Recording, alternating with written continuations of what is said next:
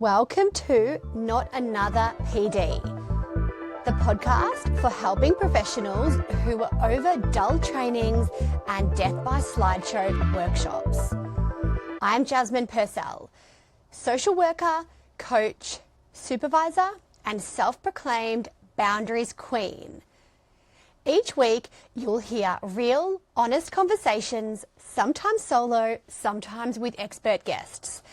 Think insider perspectives, practical takeaways, and a focus on your well-being, not just how you show up for clients. This podcast is about you, the human behind the caseload, the human behind the profession. So, what are we waiting for? Let's get started. Episode 14. This is the second part in my Bold Boundaries Leadership series. Hopefully this will be helpful to you if you're a leader or an emerging leader. This episode is going to be focusing on supervision and why supervision is an essential leadership strategy. If you're not receiving supervision as a leader, then hopefully this episode will spark something in you to take your best next step and take some action in this direction. So in this episode, we're going to be looking at the three main reasons why us as leaders don't regularly have supervision.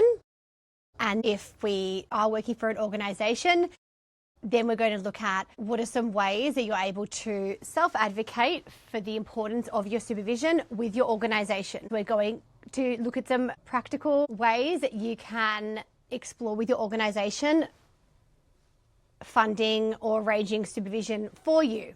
So I like to start these solo episodes with a little bit of a story, and it's more so, I guess, a collective of stories. For the last few years, I've had a lot of conversations with other leaders out there in various helping professional roles.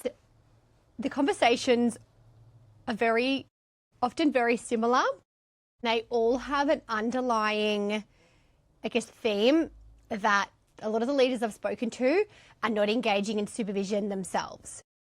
They may have leadership meetings with fellow leaders, with their line manager, but in terms of actual clinical and reflective supervision, that's not something that many leaders actually have. Either it's not provided by their organisation, or it maybe is provided by their organisation, but they opt not to engage in it. More often than not, though, it's simply not offered by their organisation, and they have never requested it. They've never self-advocated for the importance of supervision, so it simply hasn't happened. So in all of my conversations with leaders in the helping professions is that they often speak of not having enough time, not having enough money, them being worried that their organisation won't fund their supervision. They maybe feel that it's not as helpful to them, given that they may not work directly with clients anymore and that they're just in people management, or they're just in a non-client facing role, perhaps in policy. Regardless of your role as a leader and a helping professional, supervision is essential. Whether you're working directly with clients or stakeholders, or whether you're in more of an indirect practice role, supervision is essential. Hopefully, if you take nothing else away from this chat we're going to have in this episode, let that be it. That supervision is essential regardless of the role that you do. And in all my conversations with leaders out there, there are, three main reasons, or three main excuses, I should say, three main excuses that helping professionals use, that helping professionals who are leaders use to justify why they're not having supervision. And it's so interesting that us as leaders, that we expect our staff to engage in supervision with us. We supervise them, we provide them with that reflective space, yet it's always amazes me that we don't then prioritize supervision for ourselves. It's actually astounding, if I'm being honest. And how would we react if our staff just didn't turn up to supervision with us, or they didn't prioritize supervision. They kept cancelling it, rescheduling it, and actually said to us, you know, I actually don't need this supervision. Thanks, but no thanks. Like, how would we react as leaders? I don't think we'd be thrilled. And it's actually a risk to organizations. It's a risk to clients. It's a liability if our staff don't engage in regular supervision, but then why don't we engage in regular supervision ourselves? I like to think of supervision as the whole concept of having supervision as a car. So stay with me on this. If you're not interested in cars, if you're not into cars, neither am I. So just think of your car, and most of us own a car or know someone who owns a car, and think about our need for supervision as a car. So if we consistently didn't get our car serviced, if we needed new tyres, we don't bother to get them, so we're driving around in an unroadworthy, unsafe car with bald tyres, and it urgently needs a service, then think of supervision as the service that your car needs. So when you service your car, it keeps it roadworthy, it's safe, you can be somewhat guaranteed that it will get you from point A to point B without too many issues. But if you neglect the service of your car, which many of us do, then you may actually be worried. Can it get me from point A to point B? Will it eventually break down? And that's similar to leaders without supervision, that you may very well be able to get through the workday, but is that sustainable? How long until you end up succumbing to burnout because you just never stop to reflect? You never stop to look at challenges you may be having as a leader, and the supervision space allows you to do that. It's like your service to yourself as a leader. And also, to go back to the analogy of a car, the other road users will be happier because they will know that there's a safe, roadworthy car on the road that's not going to then break down in the freeway in front of them, delaying their run into work. So when we service our car, it's not just for our own benefit and our car's benefit, but it has a benefit for other road users. Same with supervision for leaders. When we're servicing our car, when we're servicing ourselves and engaging in our own supervision, those that we supervise benefit, our clients and stakeholders benefit, everyone around us benefits because we're prioritizing our own professional and personal development, and it's just essential. So now we're doing away with the car analogy, and we're going to launch into the three main, excuses. Call them excuses, call them barriers, but essentially these are excuses that I hear that fellow leaders out there say as to why they're not receiving supervision. The first one is the firefighter. So the firefighter is someone who tends to be more reactive. They are the type to say, I'm too busy with my staff, I'm too busy with the clients, all the clients are complex, my staff really need me, my leadership responsibilities are just massive, I never have a chance to stop or slow down. So they're constantly putting out fires, similar to a firefighter who is always on the go, who is, and so you think about firefighters in their role, that they are reactive. Most often they get called when there's already a fire and they need to then put the fire out. So similar to the I'm too busy excuse. I'm too busy, I can't stop. That's the first one. The second one is the lone wolf. So the lone wolf is the leader who prides himself on being really strong. They're really strong for their team. They're strong for the organisation. They may say things like, I don't really need supervision because I'm in a leadership role. I can manage on my own. I can do things on my own. Would have no issue with prioritising supervision for their staff. But when it comes to themselves, they're fiercely independent and think they can just do it all on their own. It's not essential in their role. Perhaps they're in a indirect roles, they're not working directly with clients or stakeholders, so they may think, well, I don't need this.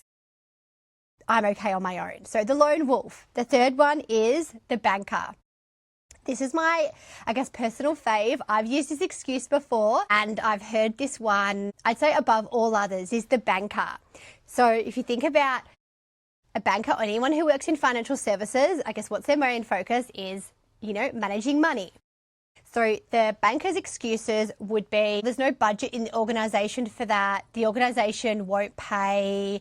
They won't fund it. I can't afford to pay for it on my own. If my organisation don't fund it, then I can't afford it. Someone once told me that if someone really values something, obviously within reason, we're not talking about, $1 million property, if that's not within your budget, but within reason, if someone values something, they will find a way to pay for it, even if it involves sacrificing in other areas. So, for example, if I was invited out to dinner with some friends and instead of saying, well, it's not pay week, I can't actually afford it, you could look at, okay, well, how can you trim off some expenses in other areas to afford the $30, $40, $50 to have dinner? So could it be that you bring your coffee or tea to work instead of getting it at the cafe every day? Could you buy, for example, a less expensive brand of makeup? Could you delay getting your nails done for a week to get the money for dinner? So I guess it's about, what do you prioritize? Where do you prioritize your money and where are you prepared to invest your money? That's, of course, if you're self-funding it. And when I then challenge leaders when they say, oh, my organization won't pay, they won't fund it, I actually ask them, have you had the conversation with your organization? Have you had a conversation with your leader around, is there a potential for it to be funded?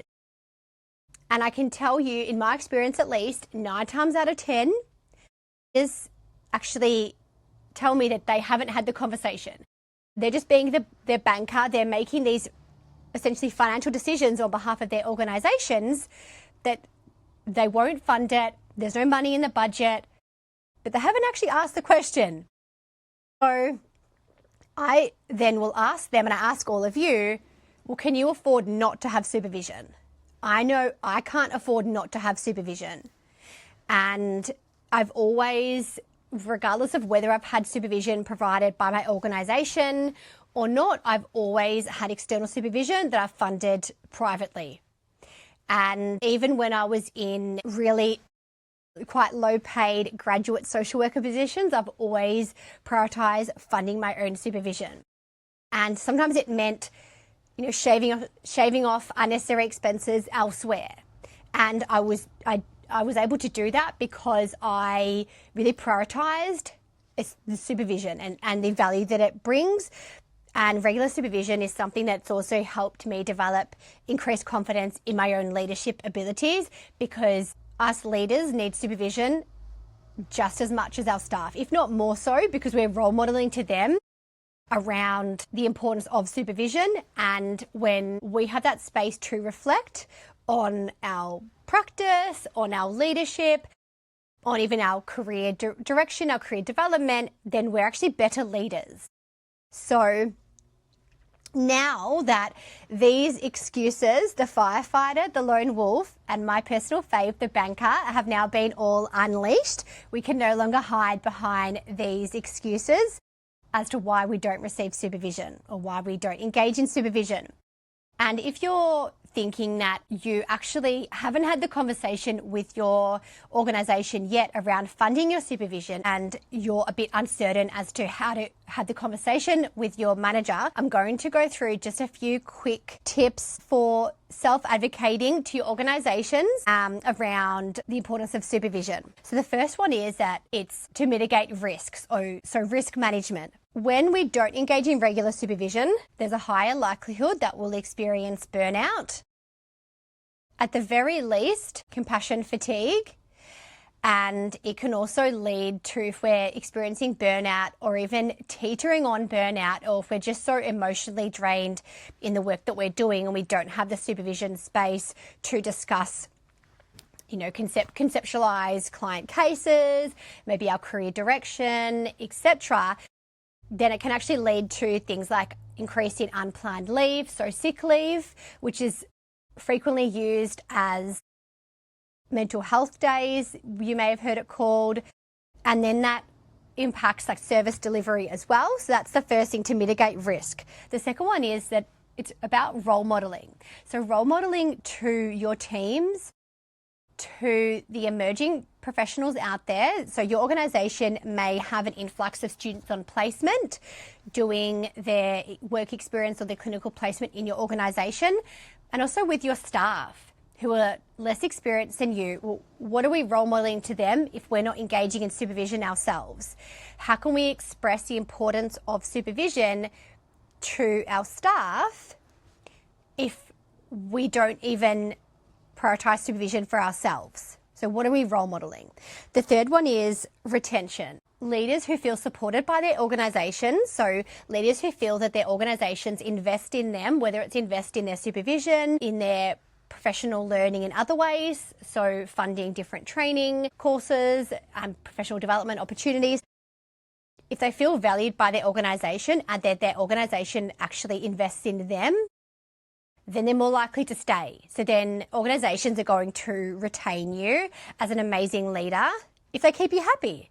It's similar to, if you go to a restaurant, and if you go to a restaurant and the service is crap, the food is crap, and you give feedback to the waiter or to the chef or the manager on shift that the food wasn't great, that you'd requested your steak to be rare, but it came, well done, and then they don't acknowledge you, don't acknowledge your feedback, they just say, oh, sorry about that, see you next time, and just collect the money from you, and you just go and leave. Do you think you would feel valued as a customer of that restaurant? Do you think you're likely to actually return? I know I would not. And sometimes, there's no organisation that's, perfect, but if they at least attempt to invest in you, then you're more likely to stay. And one of the ways they can invest in you is through supervision. The fourth one is that it aligns with professional standards. So a lot of us are members of specific registration bodies, whether it's APRA, AASW, APA, PACFA, you name it. There's professional bodies that we're registered with. Even if we're not part of a professional body, we still have ethical standards, and there's basic ethical considerations for us working in either client-facing roles or supervising staff. And we may not be attached to a professional body ourselves, but most likely a lot of our staff will be. It goes back to the role modeling, but also what are your professional ethical standards? And when your organisation invests in you and in your supervision, you're leading by example. You're demonstrating that you have professional standards, which include regular supervision that you adhere to. But this also links back to then mitigating risk for organisations when you're adhering to your professional standards. I know for myself, as a AASW member, that's the Australian Association of Social Workers, in order for me to maintain my status as an accredited social worker, I need to achieve 10 supervision hours minimum per calendar year. I always well exceed that. That's a bare minimum standard, and that's, for me, a non-negotiable. So I guess I ask all of you, does your organisation also value your professional standards? And do you value your professional standards as well? I'm sure that you do, because you're listening to this podcast, because you're someone who wants to invest in yourself.